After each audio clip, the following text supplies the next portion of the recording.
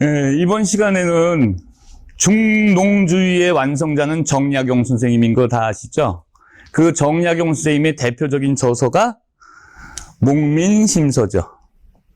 중농주의 실학의 완성자의 핵심적인 저서 목민심서와 지난 강의에서 살펴봤던 중상주의 실학사상의 완성자라고 할 수 있는 박지원 선생님의 핵심적인 저서 완성본이 열하일기죠. 열하일기는 원래 기행문이죠. 기행문인데도 불구하고 주옥 같은 신문물이나 신문화의 소개, 그리고 여러분이 잘 아시는 허생전이라든가 호질과 같은 그 당시에 양반을 풍자하는 양반들의 위선을 풍자하는 한문 소설이 담겨져 있다는 것도 아실 겁니다. 그 두 책을 소개시켜 드리도록 하겠습니다.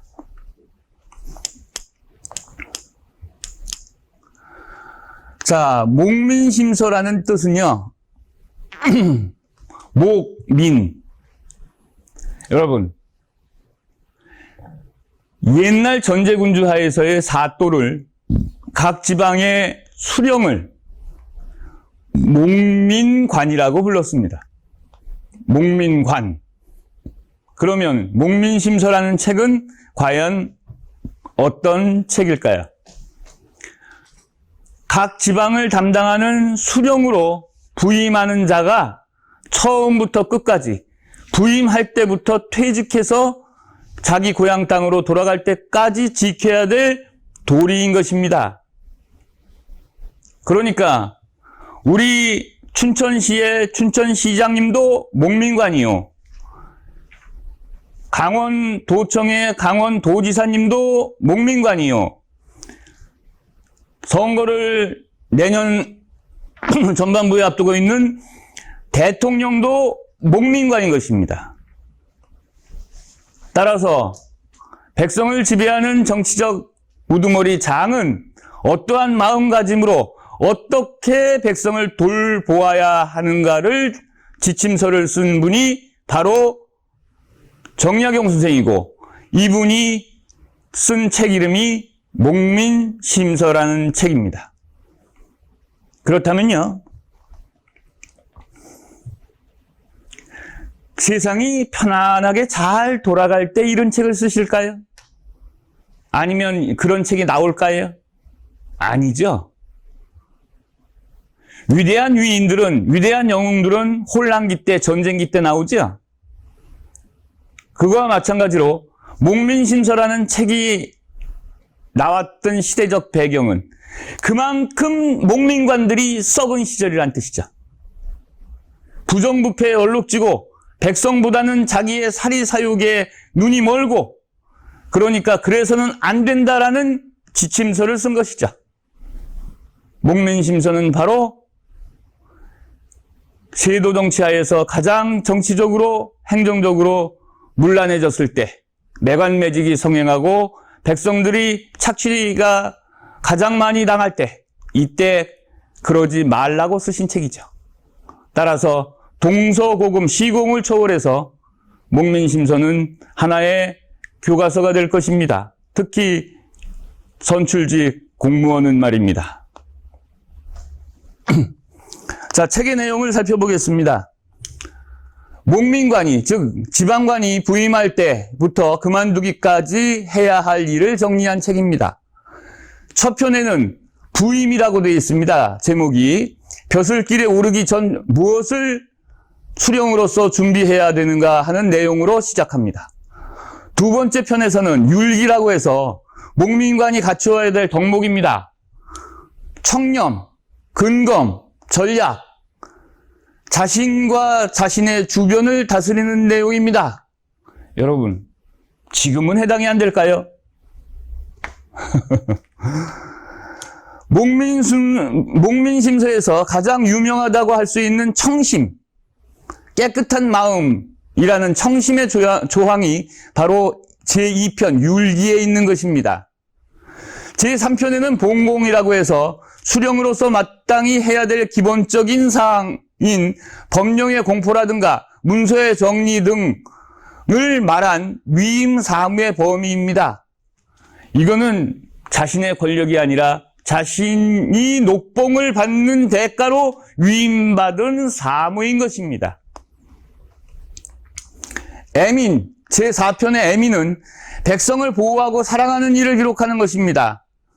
옛날에는 관, 군, 민으로 순서가 정해져 있기 때문에 백성을 사랑하라 하는 뜻으로 애민이 제4편에 나옵니다. 제5편부터 10편까지는 이호예 병형공 6부서가 전문성을 띠고 자신의 부서에서 해야 될 일을 규정한 게 바로 육전의 내용이죠. 따라서 5편부터 10편까지는 육방들이 행해야 될 내용이 적혀져 있습니다. 그리고 이제 11편에는 진왕은 재난의 백성을 구제하는 방안이고, 진황, 뭐를 진압하는 겁니까? 아주 어려운 상황을 진압하는 겁니다. 따라서 요즘의 코로나 사태도 뭐에 해당되겠습니까? 진황에 해당이 되겠죠. 재난에서 백성을 어떻게 구제하느냐? 코로나에 걸려서 죽는 것보다 더 고통스러운 게 뭡니까? 소상공인들의 경제적 문제죠. 그래서 일반 백성들은 얘기합니다. 코로나에 걸려서 죽느냐, 아니면 경제적으로 장사를 못해서 굶어 죽느냐. 이래 죽으나 저래 죽으나 죽긴 마찬가지다 라고 생각이 들 때 만사를 포기하고 사업 동기를, 성취감을 잃어버리는 것입니다. 이러한 사기를 진작하는 것이 목민관의 실제 역할이 아닌가 생각을 합니다. 제12관 마지막 편에는 해관, 벼슬을 마칠 때 기본 자세에 대한 내용입니다. 이렇게 해서 각 권 6개조씩 총 72개조로 구성되어 있는 것이 목민심서입니다. 여러분, 차례 목록만 살펴봐도 어떤 내용이 담겨 있을지는 상상이 가시죠. 자,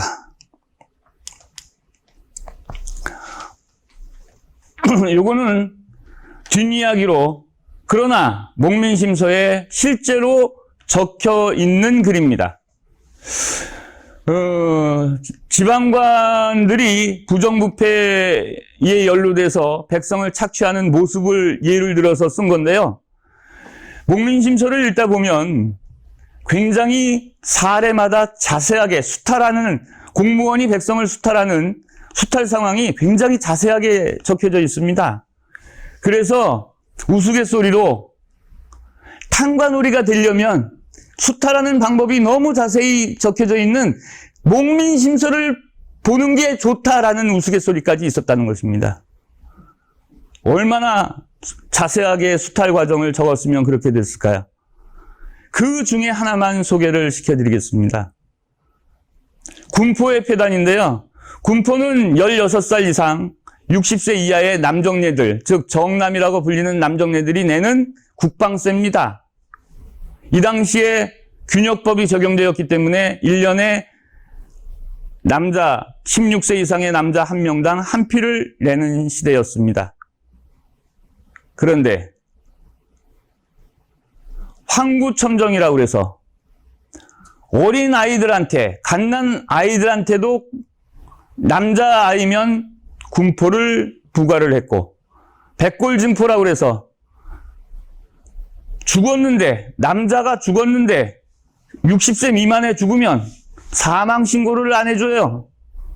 관청에서. 왜? 사망신고를 하는 순간에 군포가 빠지기 때문입니다. 죽은 사람이 내는 군포라고 해서 백골증포라고 했습니다. 여러분, 정약용 선생이요, 천주교에 연루돼가지고 18년간 저 남해안, 전라도 강진 땅에서 귀양살이를 합니다. 그 둘째 형인 정약전이란 분은 강진에서 배 타고 상당 시간 들어가는 흑산도로 유배를 해서 유배를 당해서 흑산도에서 심심하시니까 바다 물고기를 연구하셨죠. 그래서 우리나라 최초의 물고기 백과사전이 출간되게 되는데 그 책 이름이 자산어보가 되겠죠. 영화로 나온 자산어보가 바로 그것입니다. 자산어보는 정치적인 색깔이 없는 책입니다. 최초의 어류 연구책이니까. 정약용이 넷째거든요. 넷째 아들. 둘째 아들은 자산어보. 넷째 아들은 목민심서. 목민심서는 강한 정치색을 띠게 되겠죠. 자연스럽게. 귀양처에서 마을을 한 바퀴 돌고 있었는데 어느 집에서 막 통곡 소리와 비명 소리가 나더라는 겁니다. 그래서 왜 그런지 가봤습니다. 정약용 선생님께서 목격하신 것은 끔찍한 사례였습니다. 19세기 초반 세도 정치하에서입니다. 어느 부부가 아이를 낳았는데 그 아이가 남자아이였답니다. 며칠 뒤 관에서 아전이 나와서 이 아이는 남자아이니까 금년부터 군포 한 피를 추가한다. 아니 16살 이상 커야지 군포를 내는 거 아닙니까? 남자아이잖아. 그리고 그 갓난 아이를 군적에 올렸답니다. 이건 있을 수 없는 불법이죠. 화가 난 가난한 농민이었던 그 집 아이의 아버지는 부엌으로 뛰어들어가서 낫을 가지고 나왔답니다. 그 관원을 죽이는 게 아니라 가지고 나온 잘 드는 서술이 시퍼런 낫으로 자신의 생식기를 잘랐답니다. 이것만 아니었으면 아이를 낳지 않았을 테고 아이를 낳지 않으면 이 가난한 살림에서 더 이상 군포에 추가 부담이 없었을 텐데 이 아이 이외에 나머지 식구들한테 이런 가난에 더욱 공공함을 준 것은 이 아이 탓이로다. 아니 이 아이를 생기게 한 내 탓이로다. 라고 통곡을 하면서 자신의 생식기를 잘랐답니다. 그 당시의 의술로는 아마도 죽었을 겁니다. 이런 한맺힌 생활을 하는 가난한 일반 백성들을 착취했던 그 당시의 탐관 오리들을 한번 생각해 보시죠. 정약용 선생은 이 장면을 보고 목민심서를 쓰지 않으실 수 없으리라고 생각이 됩니다. 자,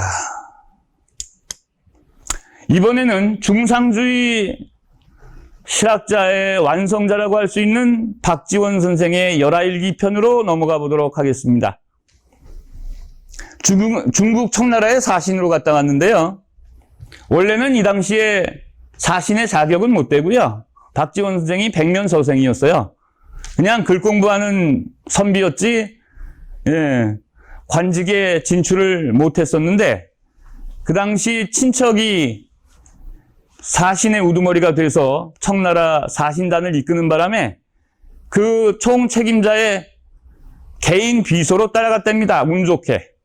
그러니 얼마나 하는 일, 맡은 일 없이 자유스럽게 여행이 가능했겠습니까? 행운을 만난 거죠. 압록강을 건너서 요동으로 들어가면서 한반도에서 볼 수 없었던 지평선이 보이는 엄청난 요동 평야를 시야에 마주치는 순간에 감격의 눈물을 흘렸다는 거 아니겠습니까? 넓은 세상을 구경하면서 북경으로 갔죠. 그런데 마침 그 당시에 황제가 열하 건너 만리장성 너머의 여름 휴양지에 휴가를 가 있었답니다. 그래서 부재 중인 것으로 업무 처리를 하고 돌아오려고 하는데 청나라 황제의 명이 도달을 한 겁니다. 내 70세 생일을 맞이해서 축하사절단으로 온 조선의 사신들은 만리장성을 넘어서 내가 있는 휴양지로 오너라. 거역할 수가 없겠죠. 그래서 그 여름 휴양지로 가는데 불이 났게 시간을 맞추기 위해서 황제의 명을 따라야 되니까 가다 보니까 열하라는 강이 나타났답니다. 그래서 열하를 건너갔다 온 기행문, 그래서 열하일기라고 책 이름이 써 있었답니다. 그 책은 어떻게 되어 있을까요? 자, 간략간략하게 보겠습니다. 26권의 십책으로 되어 있는데 도광록, 이거는 이제 북경까지 가는 기록입니다. 여기서 보고 들은 것 중에서 조선보다 뛰어난 청나라의 뭔가를 발견을 했대요. 성 쌓는 방법과 벽돌로 집 짓는 방법. 우리는 초가집이라 엄청난 벌레와 함께 살아야 됐는데 흙토담집이었죠. 청나라의 집들은 흙토담집의 초가가 아니라 벽돌로 쌓았기 때문에 벌러지와 살지 않아도 되는 그러한 튼튼한 집을 가지고 있었다는 겁니다. 그래서 야, 벽돌로 쌓는 집이 어떨까? 성경잡지, 그 다음 일신수필, 병참지를 중심으로 해서 군사기지를 참관했던 모양입니다. 관내정사, 막북행정론, 요건 이제 연경, 청나라의 수도가 연경이었죠. 청나라 황제의 명을 받고 열하라는 강까지 이르는 5일간의 기록이고, 태학유관론, 열하의 태학에서 머물면서 중국 학자들과 지전설에 대해서, 지구가 돈다라는 지전설에 대해서 토론한 내용이 실려있는 아주 중요한 부분이 태관유관록이 되겠습니다. 자연과학적으로 지전론은 아까도 전편에서도 말씀드렸습니다만 중국 중심의 세계관을 완전히 바꾼 아주 영향력이 절대적인 자연과학적 지식이라고 말씀을 드린 적이 있습니다. 구해이문, 환현도중록, 이거는 이제 열하에서 연경으로 다시 돌아올 때 교통제도에 대해서 선진적인 청나라의 교통제도를 서술한 내용이 나오고요.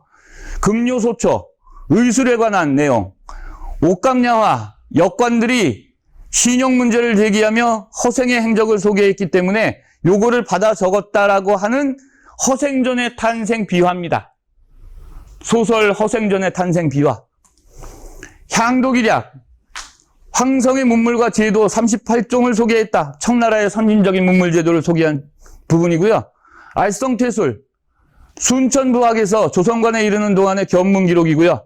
악력기, 중여명소 20군데, 경계로, 열하의 태학에서 6일간 있으면서 역시 중국 학자들과 대화한 내용. 여기서 중국 학자들은 만유적 출신의 학자와 한족 출신의 학자로 나뉩니다.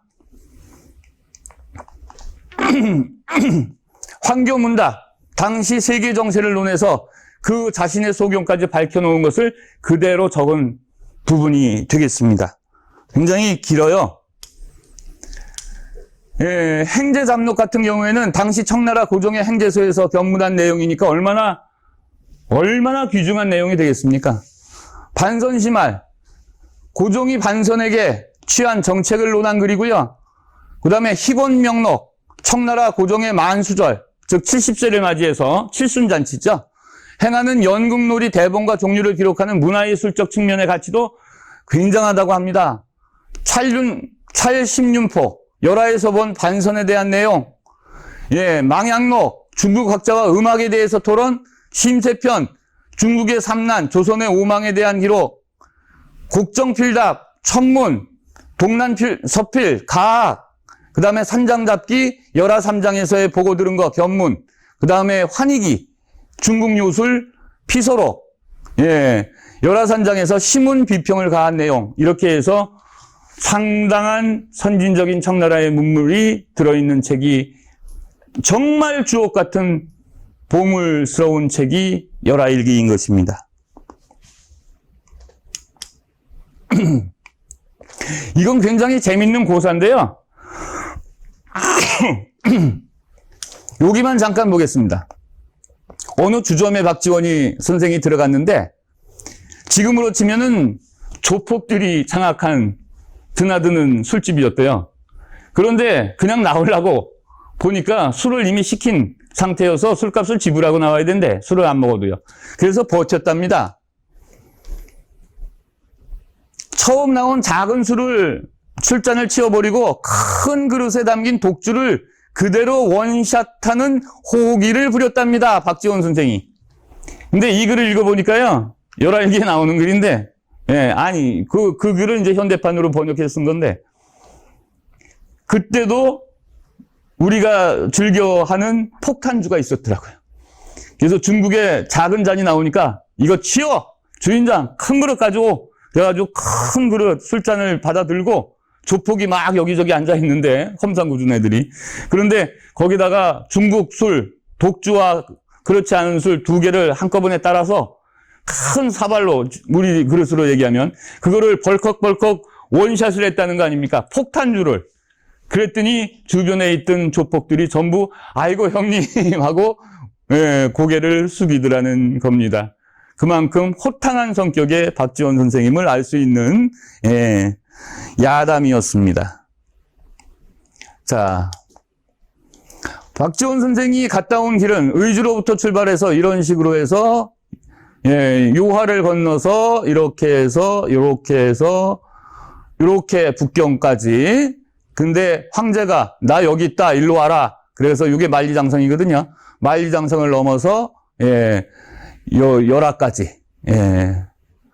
그래서 열하라는 강도 넘고요. 건너고요. 그래서 굉장한 중국 북부 지역을 북동부 지역을 예, 기행했던 그런 선진물을 또 토론했던 보고 들은 것을 견문했던 그러한 책이 바로 열하일기고 우리나라의 개화사상에 커다란 영향력을 준 책입니다. 자, 박지원의 기행로. 이 열하일기는요, 북학사상의 대표적인 저서고요. 이 북학사상은 박지원의 손자가 박규수거든요.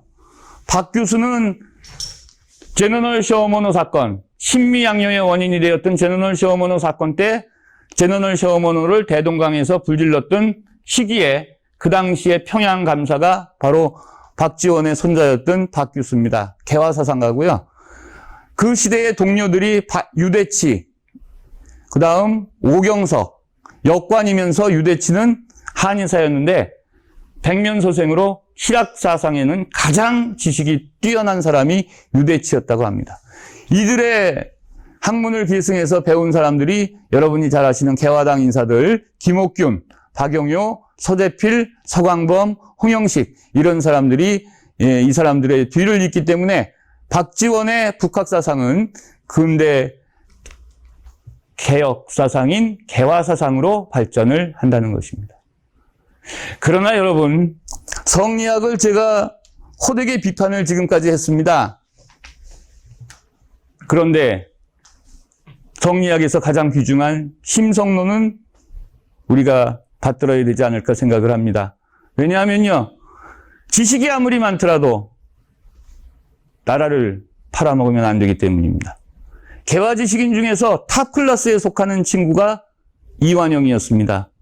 그만큼 높은 지식을 가지고 있는데도 불구하고 인식이 잘못되어서 나라를 팔아먹는데 앞서서 행동하며 도장을 찍었던 사람이 이완영이라는 매국노 아니겠습니까?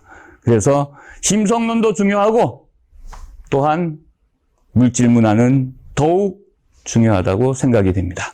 오늘 마치겠습니다.